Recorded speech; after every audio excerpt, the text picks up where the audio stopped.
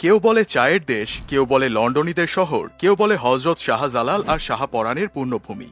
সারা দেশ যেখানে গরমে পড়ছে সেখানে বেশ শান্তিতে আছে সিলেটবাসী। দেশের সর্বোচ্চ তাপমাত্রা 43 ডিগ্রি ছুঁয়ে ফেললেও সিলেটে তা 30 ডিগ্রির কিছু বেশি। তাই একটি মিমস চলছে, ভিসা ছাড়া বাংলাদেশের লন্ডনে চলে আসার সুযোগ দিচ্ছে সিলেট। এই শহরকে বলে লন্ডনীদের শহর।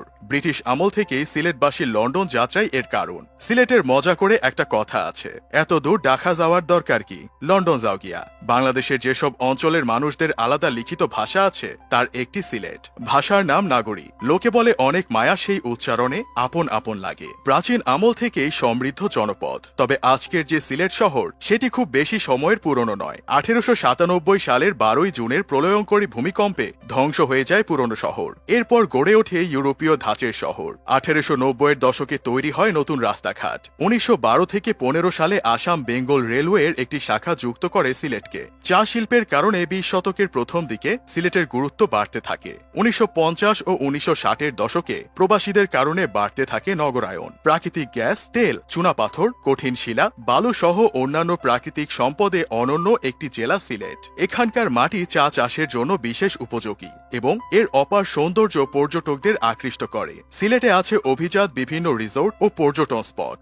হাওর বিল, ছোট বড় টিলা, অরণ্য আর জলাবনও হাতছানি দিয়ে ডাকে মানুষকে। একদিক দিয়েই কিছুটা পিছিয়ে আছে সিলেট, সেটি হলো শিক্ষার হার। লন্ডন যাত্রায় যত আগ্রহ, স্কুলে ততটা নয়। এটা হয়ে গেছে সিলেটের রীতি। তবে ইদানিং আগ্রহ বেড়েছে শিক্ষায়ও। জেলা হিসেবে সিলেটের শুরু British east India company Bangla, Bihar, উড়িষ্যার হর্তাকর্তা বনে যাওয়ার পর 1772 সালে 17 মার্চ। এর পরের 102 বছর জেলাটি ছিল ঢাকা বিভাগের অংশ। তবে 1884 সালে আসাম নামে প্রদেশ হলে এর অংশ হয় সিলেট। 1947 সালে বাংলা ভাগ হয়ে ভারত ও পাকিস্তানে পড়ে। সে সময় সিলেট কোন দেশে পড়বে সেই সিদ্ধান্ত হয় গণভোটে। জনতা রায় দেয় তারা পাকিস্তানের সাথে থাকতে চায়। সিলেটের একাংশ করিমগঞ্জ আবার পড়েছে ভারতে। যদিও প্রথমে কিছুদিন সেখানেও উড়ত পাকিস্তানের পতাকা, পরে অদল বদল হয় এলাকাটি। বাংলাদেশ হওয়ার 13 বছর পর 1984 সালে বৃহত্তর সিলেট ভেঙে জন্ম হয় হবিগঞ্জ, সুনামগঞ্জ ও মৌলভীবাজার জেলার। 1995 সালের 1 আগস্ট বৃহত্তর সেই 4 জেলা মিলে হয় সিলেট বিভাগ। আয়তনে সিলেট বেশ বড়, 3452 বর্গ কিলোমিটার জুড়ে বিস্তৃত এটি। উপজেলার সংখ্যা 13টি, পৌরসভা 4টি, ইউনিয়ন সংখ্যা 106টি, জনসংখ্যা 38.5 লাখের মতো।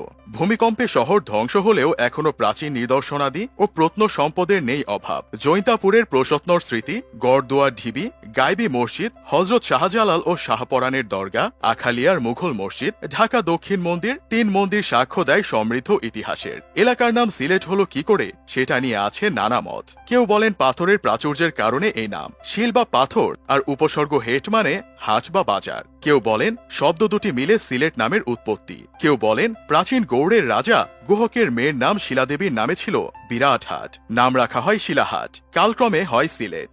হিন্দু পুরাণ বলছে বিষ্ণু চক্রে খণ্ডিত সতীর সব দেহের 51 খণ্ডের 2টি পড়ে সিলেটে। সতীর অপর নাম শ্রী, তার সঙ্গে হড্ড বা হাড় জুড়ে হয় শ্রীহট্ট, সেখান থেকেই সিলেট। শ্রী মানে প্রাচুর্য বা সৌন্দর্য, হস্ত অর্থ হাত।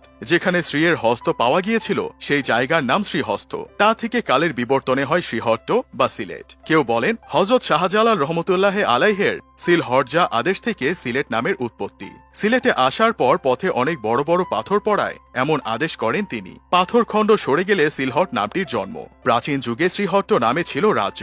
কিছু কালের জন্য এর পরিচিতি ছিল হরিকেল নামে। 7ম শতকে চীনা পরিব্রাজক হিউয়েন সাং এলাকাটিকে শিলিচট্রল লিখেছেন। 10ম শতকে এই জেলা জয় করে মহারাজা শ্রীচন্দ্র। তার অধীনে শ্রীহট্ট মণ্ডল নামে গড়ে ওঠে প্রশাসনিক বিভাগ। 1303 সালে গৌড় গোবিন্দকে হারিয়ে সিলেট জয় করেন হজরত শাহজালাল। সিলেট আসে সুলতানদের অধীনে। তখন এলাকার নাম ছিল জালালাবাদ। ইংরেজ আমলে কাগজপত্রে সিলহেট নামটির ব্যবহার ছিল।